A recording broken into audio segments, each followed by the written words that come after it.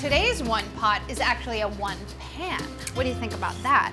I am making a delicious and kind of special dish today. It's ribeye steak with carrots and celery root, and then to top it all off, a Dijon mustard horseradish butter. Oh my gosh, you guys are gonna freak out when you make this. So first I'm just peeling one humongous carrot. The recipe calls for 2 large carrots, but this one is so big, I'm only using one. How often do you hear me say that?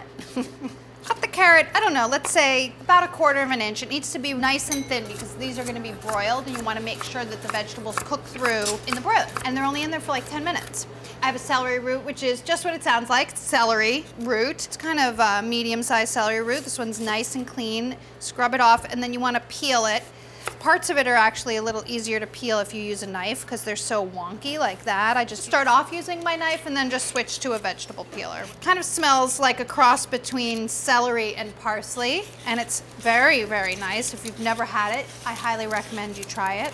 If you feel like you can't get celery root, you could double your carrot, or maybe you could try very thinly sliced potato. They're about the same density as carrots, so you want to slice them about the same thickness so everything cooks at the same time. Then you're practically done.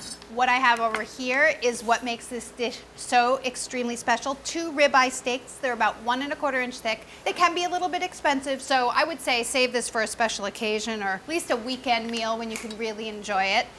Take your vegetables and put them onto your baking sheet. Surround your steaks with your vegetables. Then drizzle a tablespoon of oil. Season with salt and pepper. Everything on both sides. Don't forget, salt and steak, they're best friends. Cook in your broiler. Make sure it's preheated until the steak is cooked to your liking and the vegetables are cooked through. Make sure you turn everything at least once. 8 to 10 minutes. While your steak cooks, you make that extra special, delicious sauce. Mix together a tablespoon of soft, unsalted butter, 1 teaspoon of Dijon mustard, and 2 teaspoons of prepared horseradish. A little bit of salt never hurt anybody though. Both mustard and horseradish have salt in them. So you're only gonna use a little bit here though. Mix everything together. You know what this would be really good on? You spread this on bread and make a ham sandwich with it. Yeah, ham and sliced hard-boiled egg. I love it.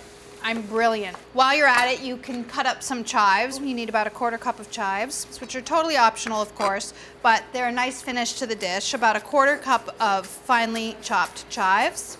And then all you have to do is wait. And you won't be waiting long. You'll be eating a fantastic steakhouse-style dinner. Oh yeah, this guy is definitely ready. Turn everything over so it all gets nice and golden brown and cooked through evenly, and then back into the broiler for about 5 minutes. Oh, it's exciting. This looks like the perfect breakfast, don't you think? I love savory breakfasts. I don't know if you know that. You're gonna wanna let this rest for about 10 minutes, tented with foil so the juices have time to redistribute. And then slice it across the grain, slather it in that butter. I feel like that's just like 1 serving of butter. Give yourself some veg. Just a little bit of steak.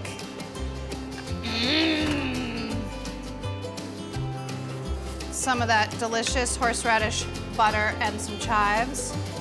And say to yourself, why would I ever go to a steakhouse again? I have absolutely no reason to. Bye, steakhouse.